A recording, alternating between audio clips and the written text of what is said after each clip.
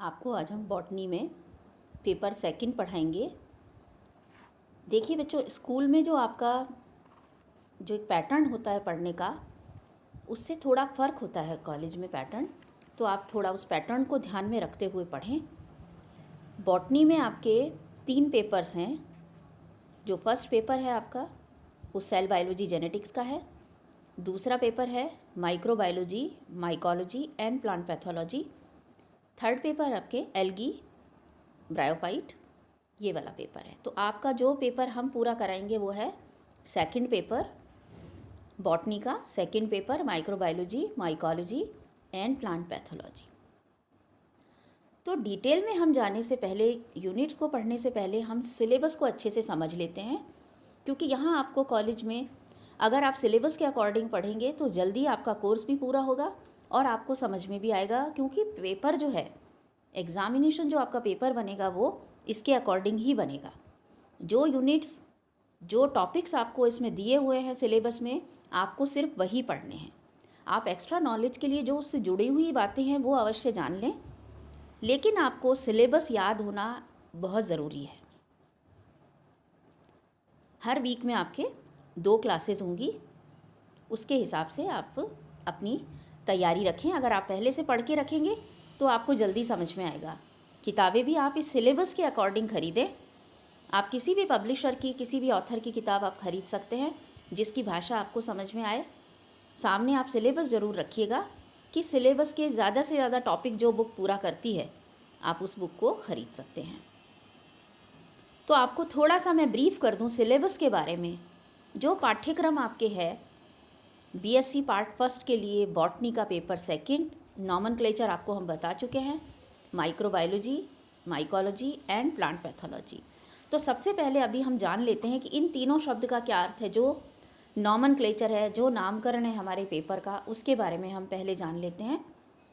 Microbiology जो शब्द है, माइक्रो, बायो और लॉजी, इसमें आप सूक्ष्म जीवों का अध्ययन करेंगे। माइकोलॉजी, इसमें आप कवक का अध्ययन करेंगे। और प्लांट पैथोलॉजी जो इन दोनों से रिलेटेड, प्लांट का मतलब पौधे, पैथोलॉजी का मतलब उनकी बीमारियां, उनका अध्ययन आप करेंगे। तो इस पेपर में आपको जो नॉमेनक्लेचर इसका बता रहा है कि इसमें आपको सूक्ष्म जैविकी पढ़नी है, कवकों के बारे में पढ़ना है और साथ में उनसे जुड़ी हुई बीमारियों के बारे में पढ़ना है। इस पेपर में आपके 4 यूनिट हैं कोर्स में। जो यूनिट फर्स्ट है उसमें आपको माइक्रोबायोलॉजी का meaning and scope, history and development in the field of microbiology, concept of quorum sensing and biofilm, ये पढ़ना है। इसी तरह से यू बैक्टीरिया आपको दिया हुआ है, दूसरा जो इसका पार्ट है फर्स्ट यूनिट का, उसमें आप बैक्टीरिया के बारे में सारी जानकारी लेंगे। सारी जानकारी हम आपको देंगे और उसके बारे में आपको पढ़ना है। साथ ही उसकी आर्थिक और उसकी जो जैविक महत्ता है बैक्टीरिया की, वो भी आपको हम बताएंगे। फिर है माइकोप्लाज्मा, आपने ज़रूर नाम सुना होगा, माइकोप्लाज्मा लाइक ऑर्गेनिजम्स, एमएलओज जिन्हें कहते हैं, उनके बारे में आपको पढ़ना है। यूनिट सेकंड में आपको वायरस पढ़ने हैं। वायरस आप सभी अब जान गए होंगे, कोरोना के बाद में हम नहीं समझते कि कोई आम आदमी भी वायरस से अछूता होगा, इस शब्द से, वायरस शब्द से। तो वायरस आपको पूरा पढ़ना है कि कैसे वायरस होते हैं, किस प्रकार से मल्टीप्लाई करते हैं, बैक्टीरियोफेजेस क्या होते हैं, इनके बारे में आपको बताएंगे। फिर उसके बाद आपको फंजाई पढ़नी है, यानी कवक पढ़ने हैं। उसके बारे में आपको पूरी जानकारी दी जाएगी, प्लांट डिजीजेस बताई जाएंगी उससे जो भी जुड़ी हुई हैं। ये आपकी सेकंड यूनिट होगी। जो थर्ड यूनिट है उसमें आपको जो मुख्य जो हैं कवक, उनके बारे में पूरी आपको लाइफ हिस्ट्री और साथ में उनकी डिजीजेस बताई जाएंगी। इसी तरह यूनिट 4 जो है, फोर्थ यूनिट जो है, उसमें आपको पक्सीनिया और अस्टिलेगो जो है, उनके पूरा अगैरिकस ऑल्टरनेरिया, ये जैसे जैसे आप पढ़ेंगे आपको इनके बारे में और अच्छे से जानकारी होने लग जाएगी। वैसे आपने 12th में ज़रूर पक्सीनिया, अस्टिलेगो नाम सुने होंगे, पर उनके बारे में आपको जो भी डिटेल जानकारी चाहिए वो आपको हम देंगे और इस यूनिट के अंतर्गत आपको देंगे। तो हम यूनिट के अनुसार चलते हैं। अगर हमारे प्रैक्टिकल्स स्टार्ट हो जाते हैं तो फिर आपको हम उसी तरीके से पढ़ाएंगे। पहले हम फंजाई पढ़ाएंगे जिससे कि आप उसे अच्छे से समझ सकें। तो good luck to all of you. हम सब शुरू करते हैं। हम अभी यूनिट फर्स्ट का जो पहला पार्ट है माइक्रोबायोलॉजी मीनिंग एंड स्कोप आज हम आपको कराएंगे। तो आप बुक्स ज़रूर ख़रीद लें और उन्हें आप बार बार पढ़ें। नहीं समझ में आता तो आप फिर हमें बता सकती हैं कि यहाँ दिक्कत हमें आ रही है, पर जो आपको पढ़ाया जाता है उस वीडियो को आप बार बार देखें और आप साथ में पढ़ें। बुक्स आप परचेज़ कर लीजिए तो आपको दिक्कत नहीं आएगी फिर इसको समझने में। हम कोशिश करेंगे कि आपको दोनों भाषाओं में बताएं, क्योंकि टेक्निकल टर्म्स आपको अंग्रेज़ी में ही आप याद करें तो आपके लिए बेहतर होगा। तो अब हम स्टार्ट करते हैं। फर्स्ट यूनिट का फर्स्ट टॉपिक जो है माइक्रोबायोलॉजी, और उसमें भी जो उसका सब टॉपिक है मीनिंग एंड स्कोप। माइक्रोबायोलॉजी जो शब्द है ये एक अकेला शब्द नहीं है। इसमें 3 शब्द आपको नज़र आते हैं, माइक्रो, बायोस और लोगोस। जो माइक्रो शब्द है उसका मतलब है सूक्ष्म, बायो का मतलब है ऑर्गेनिज्म, और लोगी का मतलब है उसको पढ़ना, उसका अध्ययन करना, टू डिस्कोर्स। इन 3 शब्दों से मिलके माइक्रोबायोलॉजी बना है, यानी सूक्ष्म जीव। अब इन सूक्ष्म जीवों को क्या ये अभी पैदा हुए हैं या बहुत पहले से थे? ये आदिम ज़माने से सूक्ष्म जीव मौजूद थे, और शुरू में हमें टैक्सोनॉमी की और बाकी चीज़ों की नॉलेज बहुत अच्छी नहीं थी।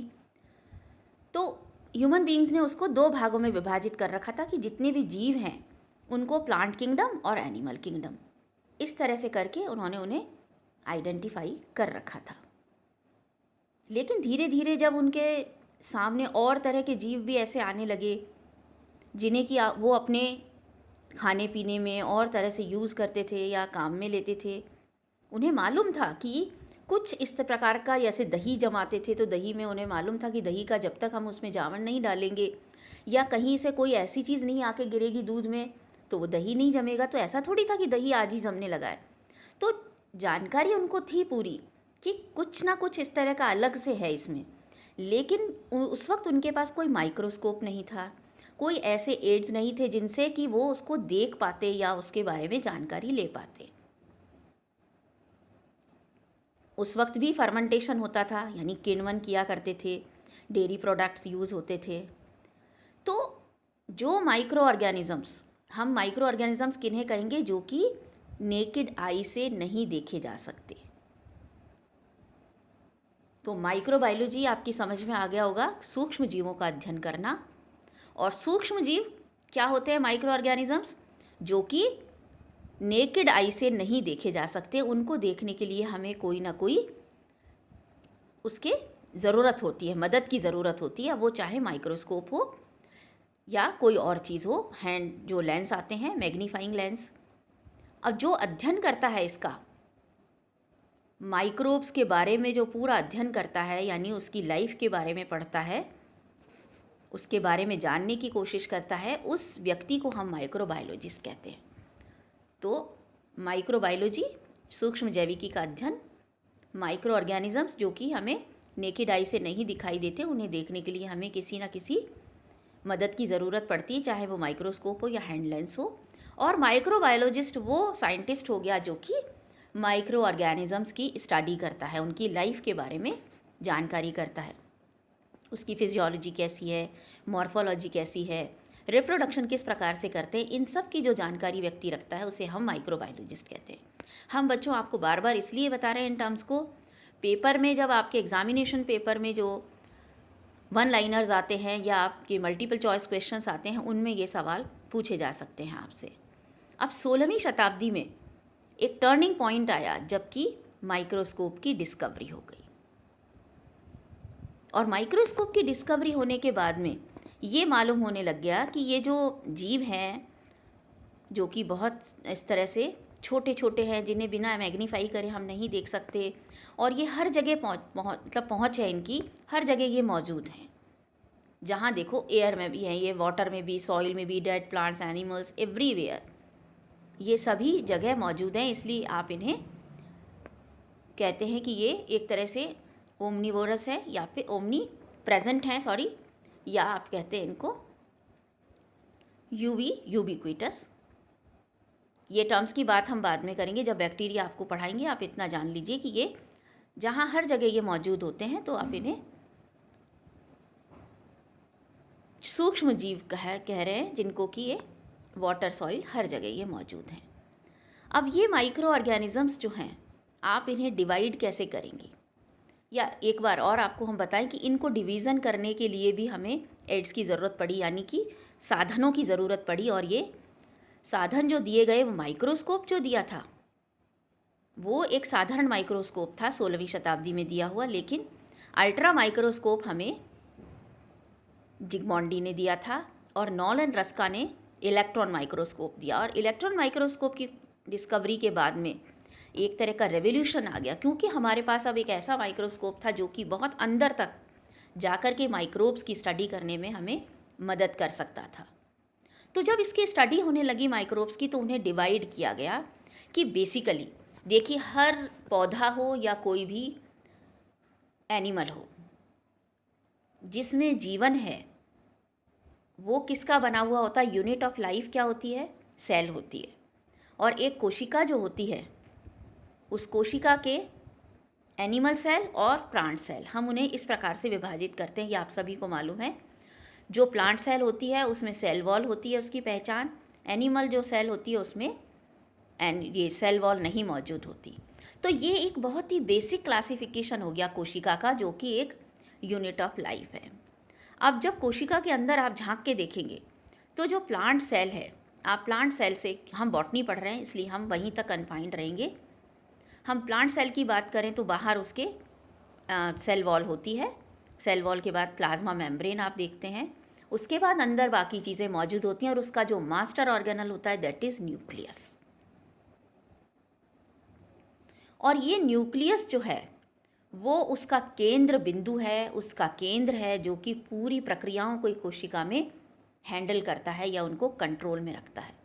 तो उसके न्यूक्लियस के आधार पर साइंटिस्ट ने कोशिकाओं को 2 भागों में विभाजित किया और उनका नाम दिया गया प्रोकैरियोट्स एंड यूकैरियोट्स। आप सभी जानते होंगे प्रोकैरियोट एंड यूकैरियोट। अब ये जो शब्द उभर के आए हमारे सामने, हमने बात की कि ये किसके आधार पर है? केंद्रकों के आधार पर है। माइक्रो ऑर्गेनिजम्स को बेसिकली अगर हम डिवाइड करते हैं तो केंद्रक के आधार पर हमने 2 भागों में विभाजित किया है। आप जैसे इकोलॉजी पढ़ेंगे और जगह आप इसको पढ़ेंगे माइक्रोब्स को, तो कहीं कहते हैं ये एक्वेटिक माइक्रोब्स हैं, ये एरो माइक्रोब्स यानी हवा में मिलने वाले, हवा वाले माइक्रोब हो गए, पानी में मिलने वाले एक्वेटिक हो गए, कुछ इस प्रकार का हम क्लासिफिकेशन देते हैं। But when we study microbiology, in that case we divide a cell into 2 parts on the basis of its nucleus. इसके केंद्रक के आधार पर हम कोशिकाओं को 2 भागों में विभाजित करते हैं, prokaryotic cell and eukaryotic cell. इसमें प्रो का मतलब है प्राइमरी और कैरियोट का मतलब है केंद्रक। ऐसी कोशिका जिसमें कि केंद्रक जो है वो बहुत ही प्राथमिक प्रकार का है, इस कोशिका को हम कहते हैं प्रोकैरियोट। जिसमें केंद्रक सुविकसित है उसे हम यूकैरियोट्स के नाम से जानते हैं। यू का मतलब ट्रू एंड कैरियोट का मतलब केंद्रक। ऐसी कोशिकाएं जिनमें केंद्रक जो है वो वास्तविक केंद्रक है। केंद्रक का नाम लेती है हमारे दिमाग में एक पिक्चर सी उभरती है कि एक गोला है और उसके अंदर कुछ गुणसूत्र हैं। तो इस प्रकार की जो एक बिना सोचे समझे जो एक पिक्चर हमारे सामने बनती है वो होती है एक ट्रू सेल की, ट्रू न्यूक्लियस की। तो on the basis of nucleus हम 2 भागों में इनको विभाजित करते हैं, प्रोकैरियोट्स और यूकैरियोट्स। जो एग्जाम्पल्स हैं इसके प्रोकैरियोट्स के या प्राथमिक प्रकार का, जिसमें केंद्रक, प्राथमिक का आशय ये है कि यहाँ पर केंद्रक जैसी कोई संरचना मौजूद नहीं होती। जो केंद्रक के पदार्थ होते हैं जैसे कि गुणसूत्र या कह लीजिए क्रोमेटिन मटेरियल, वो बिखरी हुई अवस्था में होता है, इसलिए आप इसे सुविकसित केंद्रक वाला नहीं कहते। और ये किस में पाया जाता है? इसके एग्जाम्पल्स हैं जीवाणु, बैक्टीरिया, ब्लू ग्रीन एल्गी, नील हरित शैवाल या फिर साइनोबैक्टीरिया के नाम से हम इन्हें जानते हैं। वायरस को देखिए हमने एक बॉक्स में रखा है। ये इसलिए रखा है कि हम कुछ बुक्स में कहा गया है कि वायरस भी प्रोकैरियोट्स में आते हैं। Rather I should say that virus जो है it's not a cell, it's not a not an organism, वो इसलिए हम कहते हैं क्योंकि वायरस जो है वो लिंक है जीवित और अजीवित के बीच का, लिविंग और नॉन लिविंग के बीच की कड़ी है वायरस। वायरस अगर किसी लिविंग बॉडी में चली जाती है, it may be a plant, it may be an animal और it may be any other microbe, तो जो लिविंग ऑर्गेनिज्म है उसके अंदर अगर कोई वायरस प्रविष्ट कर जाता है, that behave like a living creature और लिविंग ऑर्गेनिज्म। अगर वायरस किसी बॉडी के बाहर है तो वो behave like a non living organism, non living crystal like structure. जब वायरस हम पढ़ेंगे तब आपको बताएंगे कि क्रिस्टलाइन जो इसकी फॉर्म होती है वो किसने खोज के निकाली या कह लीजिए बनाई। तो वायरस क्या हुए, इसमें प्रोकैरियोट्स के अंतर्गत कुछ बुक्स में रखा गया है, लेकिन ये ना तो जीवित है ना ये मृत होते हैं, क्योंकि ये जैसे ही किसी लिविंग बॉडी में पहुंचते हैं, लिविंग सेल में पहुंचते हैं, वहाँ ये जाकर जीवित हो जाते हैं। तो इन्हें लिंक कहा गया है, नॉन लिविंग और लिविंग के बीच का लिंक है। They are acellular structures, क्योंकि इनके पास कोई कोशिका नहीं है। बैक्टीरिया के पास कोशिका है, ब्लू ग्रीन एल्गी के पास है, but they are devoid of such structures like cell wall और anything else, although viruses are having cell walls, but that is only made up of proteins, that is capsomere units। तो उनकी बात हम बाद में करेंगे, अभी आप सिर्फ एग्जाम्पल आप याद रखिए। और यूकैरियोट्स जो हैं, एल्गी है, फंजाई है, vertebrates, non vertebrates, invertebrates, angiosperm, gymnosperms, pteridophytes, bryophytes, likewise all the higher organisms, उनमें हम देखते हैं कि उनमें ट्रू सेल होती है या ट्रू न्यूक्लियस होता है। एक गोला होगा या एक जो भी एक बंधा हुआ सा स्ट्रक्चर है जिसमें न्यूक्लियर मेम्ब्रेन मौजूद होती है, न्यूक्लियर पोर्स होते हैं, अंदर गुणसूत्र होते हैं। जबकि आपको ध्यान है, हमने अभी बोला है क्रोमेटिन मटेरियल, प्रोकैरियोट्स में गुणसूत्र नहीं होते, क्रोमेटिन मटेरियल होता है। बहुत ध्यान से आप इस बात को सुनिए और इसको याद भी रखिएगा। अब थोड़ा सा आपको मैं ब्रीफ कर देती हूँ कि प्रोकैरियोटिक्स जो होते हैं उनमें किस प्रकार की सेल होगी, किस प्रकार का उसमें न्यूक्लियोप्लाज्म या साइटोप्लाज्म होगा। उसके बाद हम बात करेंगे आगे की। तो जो इसमें हम बात कर रहे हैं कि प्रोकैरियोटिक ऑर्गेनिजम्स किस प्रकार के होते हैं। प्रोकैरियोट्स में केंद्रक जो है वो बहुत प्रिमिटिव प्रकार का होता है, इसीलिए इसको हम कहते हैं न्यूक्लियोइड। आपसे पूछा जा सकता है एग्जाम में कि प्रोकैरियोटिक के केंद्रक को हम किस नाम से जानते हैं, तो इसे हम न्यूक्लियोइड के नाम से भी जानते हैं और जीनोफोर के नाम से भी जानते हैं। ये अगर आपकी बुक में दिया हुआ है तो बहुत अच्छी बात है, नहीं तो आप इसे याद रखिएगा कि प्रोकैरियोटिक जो सेल्स होती हैं उनमें जो केंद्रक होता है वो बहुत प्राथमिक प्रकार का होता है, सुविकसित नहीं होता, प्रिमिटिव होता है बहुत ही। और साथ में उसको हम कहते हैं केंद्रक को जो कि सुविकसित नहीं है, प्रिमिटिव है, उसे हम न्यूक्लियोइड के नाम से या फिर जीनोफोर के नाम से जानते हैं, क्योंकि इसमें न्यूक्लियर मेम्ब्रेन मौजूद नहीं होती है, केंद्रक की जो झिल्ली होती है वो मौजूद नहीं होती है, और साथ ही इसमें हिस्टोन प्रोटीन्स नहीं होते। हिस्टोन प्रोटीन नहीं होने के कारण जो प्रोकैरियोटिक जो सेल्स होती हैं उनमें कभी भी क्रोमोसोम्स मौजूद नहीं होते। जो क्रोमोसोम लाइक जो एक संरचना आपको दिखाई देगी वो आपको यूकैरियोट्स में दिखाई देगी, क्योंकि यूकैरियोटिक सेल्स में हिस्टोन प्रोटीन्स होते हैं उनके केंद्रक में, जिसकी वजह से क्रोमेटिन मटेरियल के साथ मिलकर के और वो गुणसूत्र की शक्ल ले लेते हैं। जबकि प्रोकैरियोटिक सेल्स में गुणसूत्र नहीं होते, क्रोमेटिन मटेरियल होता है, आप ये ध्यान रखिएगा। और भी बहुत सारे फीचर्स होते हैं, जैसे बात हमने की, अगर हम बैक्टीरिया को ध्यान में रखते हुए चलें तो बैक्टीरिया को हम एक प्रारूपिक या एक इस प्रकार का एग्जाम्पल मान के चलते हैं प्रोकैरियोट का, फिर उसे अगर हम स्टडी करें तो आप पाएंगे कि बैक्टीरिया जो होते हैं वो यूनिसेल्युलर ऑर्गेनिजम्स होते हैं। कुछ में मल्टी सेल्युलर भी आपको नज़र आएंगे, कुछ हिट्रोट्रोफिक होते हैं, कुछ ऑटोट्रोफिक होते हैं। मोस्ट ऑफ दी जो ऑर्गेनिजम्स होते हैं बैक्टीरिया लाइक या बैक्टीरिया जो होते हैं वो विषम पोषी होते हैं, और कुछ होते हैं जो कि स्वपोषी भी होते हैं, उनमें बैक्टीरियो क्लोरोफिल मौजूद होता है और बैक्टीरियो विरिडिन मौजूद होता है। इन दो पिगमेंट्स के कारण बैक्टीरिया अपना पोषण खुद बना सकते हैं। न्यूक्लियर मेम्ब्रेन इनमें एब्सेंट होती है, न्यूक्लियोलस एब्सेंट होता है, केंद्रक इसीलिए इसका बहुत ही प्राथमिक प्रकार का कहलाता है। साथ ही इसमें क्रोमोसोम्स नहीं बनते, सिर्फ एक सर्कुलर एक गोलाकार आपको नेकेड क्रोमोसोम नज़र आता है, उसमें डबल स्ट्रैंडेड जो है उसको हम क्रोमेटिन मटेरियल भी कह सकते हैं। सर्कुलर नेकेड क्रोमोसोम भी कह सकते हैं। इसमें माइटोकॉन्ड्रिया प्रेजेंट नहीं होते प्रोकैरियोटिक्स में। गोल्गी बॉडी, एंडोप्लाज्मिक रेटिकुलम जिसमें भी झिल्लियाँ मौजूद होती हैं, ऐसे मेम्ब्रेन बाउंड ऑर्गेनल्स इसमें अंगक मौजूद ही नहीं होते बैक्टीरिया में या प्रोकैरियोटिक सेल्स में। हिस्टोन प्रोटीन्स एब्सेंट होते हैं। राइबोसोम्स का जो टाइप होता है इनमें प्रोकैरियोटिक सेल्स में वो 70S प्रकार का होता है। 70S, S stands for Svedberg unit और सेडिमेंटेशन कोएफिशिएंट।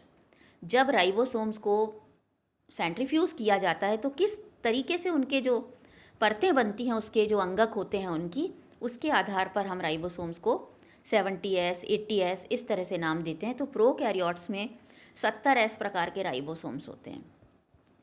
रिप्रोडक्शन जो होगा प्रोकैरियोट्स में वो मोस्टली बाइनरी फिजन के द्वारा होता है बैक्टीरिया में। तो ये आपको हमने एक थोड़ा सा एक उदाहरण के तौर पे बताया कि प्रोकैरियोटिक कोशिका में क्या मौजूद होता है और क्या नहीं होता। इसी प्रकार से आप देखेंगे साइनोबैक्टीरिया जो होते हैं उनको हम साइनोबैक्टीरिया भी कहते हैं, साथ ही ब्लू ग्रीन एल्गी भी कहते हैं, क्योंकि ये एक लिंक है बैक्टीरिया और किसके बीच का, एल्गी के बीच का। यानी साइनोबैक्टीरिया के तुरंत बाद में जो एल्गी शुरू होती हैं लाइक क्लोरोफाइसी वगैरह वगैरह, इसलिए हमने इसे साइनोफाइसी भी कहते हैं और साइनोबैक्टीरिया के नाम से भी हम इन्हें जानते हैं। ये हर जगह आपको देखने को मिलेंगे। इनमें फाइकोबिलिन, फाइकोसाइनिन नाम के पिगमेंट्स होते हैं, कैरोटीन्स भी मिलते हैं। साथ ही यूनिसेल्यूलर से ये फिलामेंटस हो सकते हैं, यानी तंतुवत भी हो सकते हैं, एक कोशिकीय भी हो सकते हैं। इनकी लाइफ में कोई भी मोटाइल स्टेज आपको देखने को नहीं मिलेगी, गतिमान अवस्था वाली कोई भी ऐसी स्टेज। स्लाइम लेयर इनके चारों ओर मिल सकती है। क्लोरोप्लास्ट, माइटोकॉन्ड्रिया जैसा आपको बताया हमने, ये सब एब्सेंट होते हैं क्योंकि ये प्रोकैरियोटिक एग्जाम्पल है।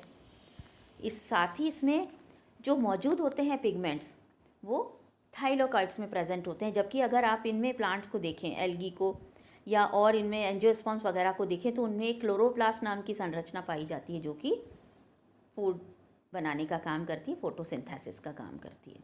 लेकिन यहाँ साइनोबैक्टीरिया चूँकि ये एक प्रोकैरियोटिक जीव हैं, ऑर्गेनिजम्स हैं, तो उनमें आपको ऐसा देखने को क्लोरोप्लास्ट नहीं मिलेगा, वहाँ पर आपको थाइलेकॉइड्स मिलेंगे। तो अगर आपसे सवाल एग्ज़ाम में पूछा जाता है कि ब्लू ग्रीन एल्गी में जो फोटोसिंथेसिस का काम होता है वो किस स्ट्रक्चर के द्वारा होता है, तो आप कह सकते हैं कि वो फ्लैट सैक लाइक जो स्ट्रक्चर्स होते हैं उन्हें हम थाइलेकॉइड्स कहते हैं और उनके द्वारा इसमें फोटोसिंथेसिस का काम किया जाता है ब्लू ग्रीन एल्गी में। जबकि यूकैरियोटिक सेल की अगर हम बात करें तो यूकैरियोटिक सेल जो होती है वो सेल मेम्ब्रेन के द्वारा बंधी हुई होती है। अगर हम प्लांट सेल की बात करेंगे तो प्लांट सेल में सेल वॉल भी होगी। अगर एनिमल सेल की बात करें, वर्टिब्रेट वगैरह की, तो वहाँ पर एनिमल्स में सेल वॉल नहीं होती। इसका आप ख्याल खास रूप से रखें कि जब आप प्लांट सेल की बात कर रहे हैं तो उसमें, क्योंकि कई बार कॉपीज़ में एग्ज़ाम में देखा जाता है कि बच्चे एनिमल सेल को ड्रॉ करके आ जाते हैं, इसीलिए हम आपको यहाँ पर स्पेसिफिकली बता रहे हैं आपको कि यहाँ पर आपको विशेष रूप से ये ध्यान देना है। हम बॉटनी पढ़ रहे हैं तो हमें प्लांट सेल की ही बात करनी है। प्लांट सेल में बाहर की तरफ उसके सेल वॉल होती है और उसके वो that is surrounded by cell membrane, और सेल मेम्ब्रेन जो होगी उसमें आप देखेंगे कि जो प्रोटीन लेयर है वो बाहर अंदर दोनों तरफ होगी, बीच में उसके फॉस्फोलिपिड की लेयर मौजूद होती है। इस तरह से सेल वॉल बनी हुई है, सेल मेम्ब्रेन उसमें मौजूद होती है। साथ ही मेम्ब्रेन्स का बना हुआ एक सिस्टम और मौजूद होता है यूकैरियोटिक सेल्स में, जिसे हम एंडोप्लाज्मिक रेटिकुलम कहते हैं। ये बाहर की तरफ भी जुड़ा हुआ होता है सेल मेम्ब्रेन से और अंदर की तरफ केंद्रक से जुड़ा हुआ होता है। जब आप सेकेंड ईयर में बायोटेक्नोलॉजी पढ़ेंगे, जब आपको हम बताएंगे कि किस प्रकार से प्रोटीन सिंथेसिस में डीएनए का काम होता है, तब इस एंडोप्लाज्मिक रेटिकुलम को आप अच्छे से और भी समझ पाएंगे कि इसका किस प्रकार से केंद्रक से काम जुड़ा हुआ होता है। तो आपने पढ़ रखी है कोशिका, आप आसानी से इसे समझ जाएंगे। नहीं तो पढ़िएगा, नहीं समझ में आए तो फिर आप पूछिएगा कि एंडोप्लाज्मिक रेटिकुलम जो है वो बाहर की तरफ जुड़ा रहता है सेल मेम्ब्रेन से और अंदर की तरफ जुड़ा रहता है केंद्रक के साथ में। दो प्रकार का रेटिकुलम आपको या जाल नज़र आएगा। रफ एंडोप्लाज्मिक रेटिकुलम जो होता है उसमें राइबोसोम्स प्रेजेंट होते हैं जो कि प्रोटीन सिंथेसिस की एक्टिव साइट्स होते हैं। स्मूथ जो एंडोप्लाज्मिक रेटिकुलम होता है वो आप यहाँ पर राइबोसोम्स नहीं मिलेंगे, वो आपको जो स्मूथ मिलेगा, जो स्मूथ है एंडोप्लाज्मिक रेटिकुलम, वो क्या काम करेगा, लिपिड की सिंथेसिस और उसके ट्रांसपोर्ट में काम में आता है। और एक प्रकार से मैकेनिकल सपोर्ट, जो वो जाल सा बिछा रहता है कोशिका में, तो वो एक तरह का उसका स्केलेटल सिस्टम को वो सपोर्ट करता है या स्केलेटल सिस्टम सा बना देता है। जैसे ह्यूमन बींग्स का स्केलेटन होता है, ऐसे वो कोशिका में जब ये जाल होता है तो ऐसा लगता है जैसे उसका ये कंकाल वो है तंत्र।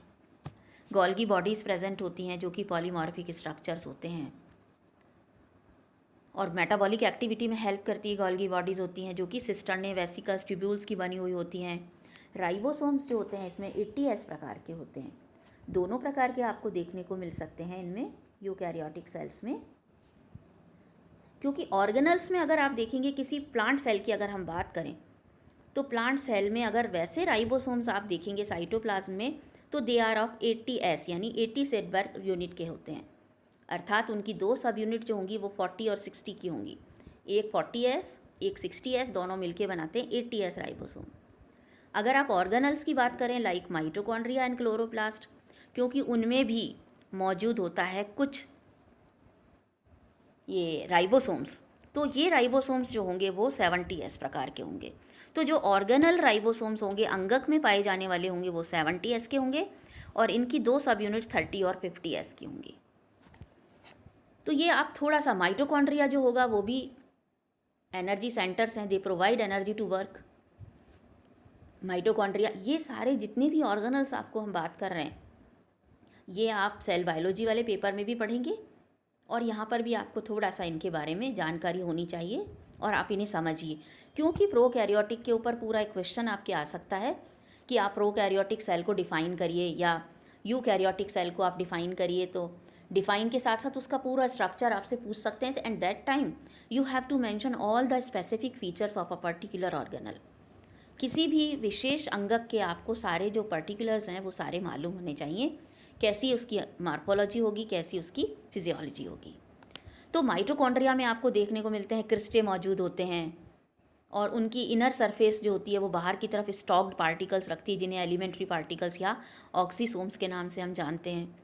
और यही ऑक्सीसोम्स करते हैं ऑक्सीडेटिव फॉस्फोराइलेशन, क्योंकि माइटोकॉन्ड्रिया जो इन्वॉल्व होता है वो ऑक्सीडेशन, रिडक्शन, फॉस्फोराइलेशन, ये सारी रिएक्शंस माइटोकॉन्ड्रिया में होती हैं जिससे कि एनर्जी प्रोवाइड होती है बॉडी को। फिर क्लोरोप्लास्ट आता है। यूकैरियोट्स में क्लोरोप्लास्ट मौजूद होता है और क्लोरोप्लास्ट जो हरित लवक है, अलग अलग साइजेज़ में आपको देखने को मिल सकता है। उनके नंबर वेरी कर सकता है अलग अलग पौधों में, ऑर्गेनिजम्स में। उनमें जो बेसिक स्ट्रक्चर है दैट इज़ लैमिली, पटलिकाएँ जैसी हैं, वो आपस में जुड़ कर के जब एक बना देती हैं तो उसे हम ग्रेना कहते हैं। और ये ग्रेना जो मौजूद है वो किस में, एक लिक्विड में मौजूद है या एक मैट्रिक्स में मौजूद है और उस मैट्रिक्स को हम बोलते हैं स्ट्रोमा। प्रत्येक ग्रेना जो होती है उसमें कुछ लेयर प्रोटीन्स की होती हैं, लिपिड प्रोटीन इनमें एम्बेडेड होते हैं, पिगमेंट्स।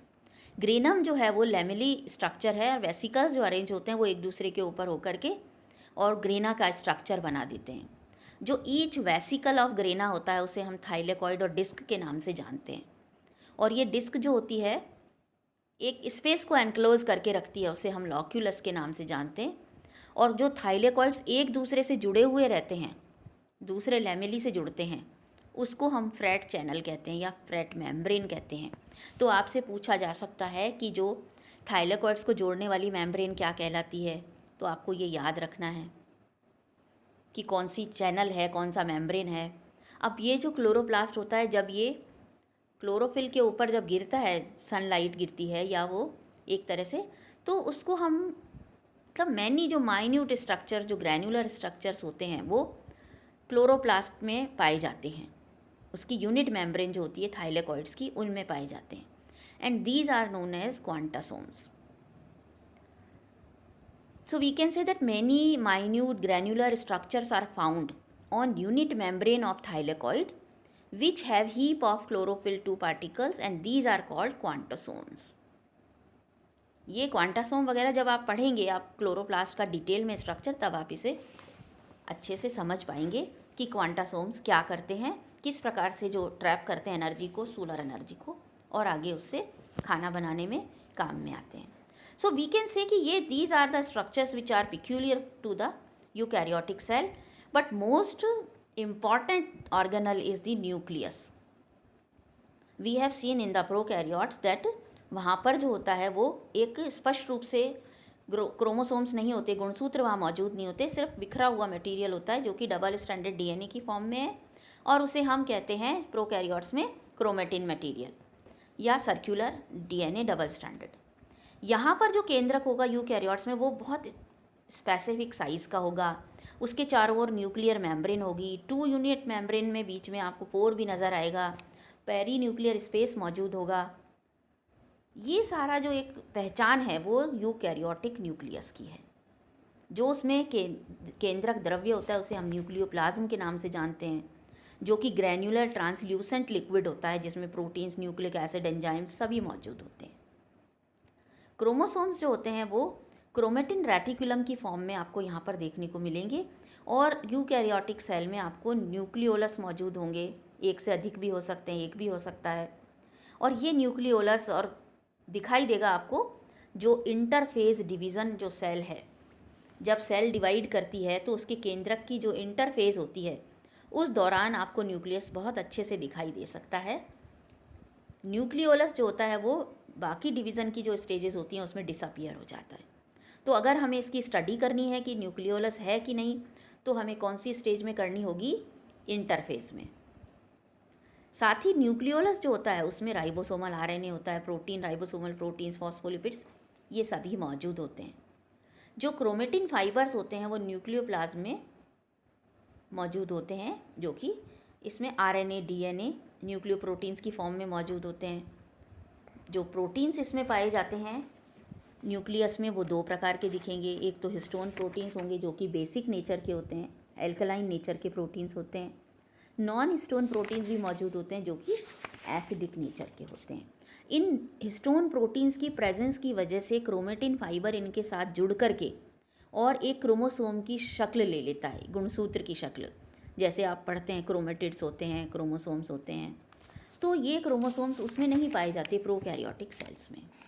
तो अगर आप किसी भी टिपिकल एक यूकैरियोटिक सेल को ले लें, चाहे वो एल्गी की हो, फंजाई की हो, किसी की भी हो, तो आप समझ पाएंगे कि ये कोशिका जो होती है यूकैरियोटिक किस प्रकार की होती है।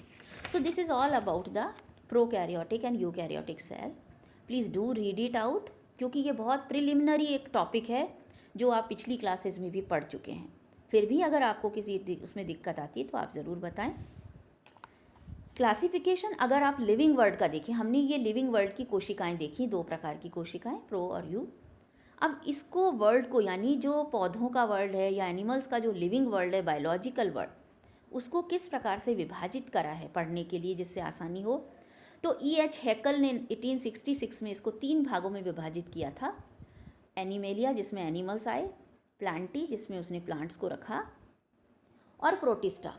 प्रोटिस्टा में छोटे जीवों को रखा गया जो माइक्रोब्स भी थे जिसमें शामिल।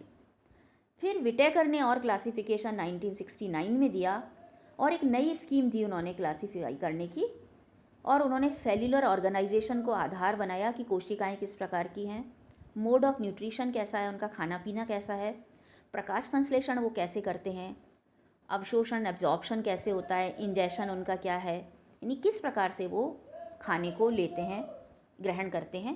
इन आधारों को लेकर के और विटेकर ने 1969 में क्लासिफिकेशन दिया, and he classified organisms into 5 classes. Monera, जिसमें कि उसने बहुत ही बैक्टीरिया टाइप यानी प्रोकैरियोट्स को इंक्लूड किया, bacteria, blue green algae, mycoplasma, rickettsia, इस प्रकार के जीव को लिया जिनमें कि इंजेशन मेथड मौजूद नहीं था और यूनिसेल्युलर थे most of the organisms.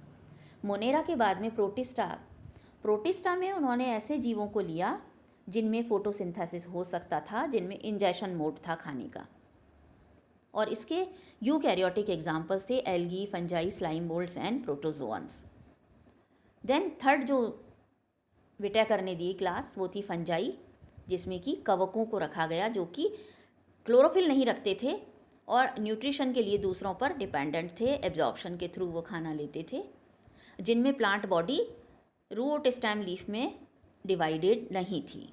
Fourth जो क्लास थी दैट वाज प्लांटी, जिसमें सभी प्रकार के मल्टी सेल्यूलर प्लांट्स को उसने इंक्लूड किया और जिनमें फोटोसिंथेसिस होता था, यूकैरियोटिक सेल रखते थे। फिफ्थ जो थी दैट वाज एनिमेलिया, वर्टिब्रेट्स और इनवर्टिब्रेट्स इसमें इंक्लूड किए गए। यूकैरियोटिक सेल होती थी उनकी, सेल वॉल नहीं होती थी, और injection is the mode of nutrition था उनका। इस प्रकार से जो ये क्लासिफिकेशन आपको हमने बताया, ये एग्ज़ाम में भी आपसे पूछा जा सकता है कि विटेकर ने कितनी क्लासेस में उसको डिवाइड करा या हैकल ने कितने में डिवाइड करा। ये आप याद रखें, मोनेरा में कौन से जीव आते हैं, तो एग्ज़ाम में आपको परेशानी बिल्कुल नहीं आएगी। फिर ब्रांचेस ऑफ माइक्रोबायोलॉजी, इसने पूछा, देखिए ये जो अभी हमने पढ़ा वो इसका मीनिंग देखा कि क्या मीनिंग है माइक्रोबायोलॉजी का, क्यों हम इसे पढ़ रहे हैं। अब स्कोप इसका क्या हो सकता है कि आप इस फील्ड में क्या क्या किया जा सकता है, क्या क्या हो रहा है। तो ब्रांचेस ऑफ माइक्रोबायोलॉजी के द्वारा हम इसे अच्छे से समझ सकते हैं कि जो बैक्टीरिया, जो भी माइक्रोब्स हैं, उन्हीं को अगर हम अलग अलग अध्ययन करें तो उन्हीं के आधार पर नाम दिए गए हैं। जैसे बैक्टीरिया का अध्ययन करने वाला बैक्टीरियोलॉजिस्ट और ब्रांच को हम कहते हैं बैक्टीरियोलॉजी। वायरस को अध्ययन करने वाला वायरोलॉजिस्ट है, वायरोलॉजी ब्रांच को कहेंगे, जिसमें वायरस से रिलेटेड हम सारी स्टडी करेंगे। माइकोलॉजी जो है उसमें हम फंजाई की स्टडी करेंगे। माइकस वर्ड से आया है ये, माइकस का मतलब होता है मशरूम, यानी स्टडी ऑफ मशरूम। ये लैटिन वर्ड्स हैं, इसलिए आपको ये टर्म्स ऐसी नज़र आ रही हैं, क्योंकि जितने भी साइंटिफिक वर्ड्स हैं वो ग्रीक डिक्शनरी से आए हैं, वो रोमन या लैटिन वर्ड्स हैं।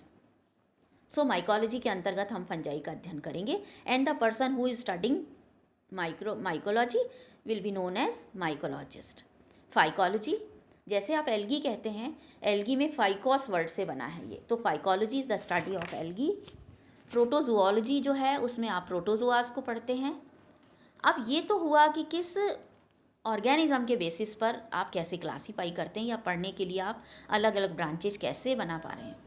अब on the basis of various applied aspects जो हैं, यानी आप उन्हें काम में किस तरह से कहाँ कहाँ ले रहे हैं, उसके आधार पर भी इसके कई डिविजन्स हुए हैं। तो आपसे पूछ सकते हैं कि मेडिकल से रिलेटेड जो है उसे आप क्या कहेंगे। तो मेडिकल माइक्रोबायोलॉजी एक फील्ड है जिसमें कि आप एंटीबायोटिक्स का, जो भी आप एपिडेमियोलॉजी का, डायग्नोस्टिक प्रोसीजर हैं, इम्यूनोलॉजी है, इन सब के बारे में आप मेडिकल माइक्रोबायोलॉजी में पढ़ेंगे। जो उसमें जाते हैं मेडिकल में, उन लोगों की ये एक माइक्रोबायोलॉजी सब्जेक्ट होता है जिसमें ये लोग सब जानकारी रखते हैं। अभी इन दिनों जो कोरोना का चल रहा है, तो आप देखिए कि जो इस कोरोना को आइडेंटिफाई करता है या इसके टेस्ट को परफॉर्म करता है, उसे हम माइक्रोबायोलॉजिस्ट कहते हैं। तो मेडिकल माइक्रोबायोलॉजिस्ट का होना बहुत ज़रूरी है डिजीज़ के कॉजेज़ को ढूंढने के लिए। देन एक्वेटिक माइक्रोबायोलॉजी में हम पढ़ते हैं जो कि फ्रेश वाटर की हो, मैरीन हो, सी वाटर हो, इन सब को जब हम उसके माइक्रोब्स का अध्ययन करना चाहते हैं, किसी भी एक्वेटिक बॉडी के माइक्रोब्स का, तो वो अंतर्गत हम करते हैं एक्वेटिक माइक्रोबायोलॉजी के।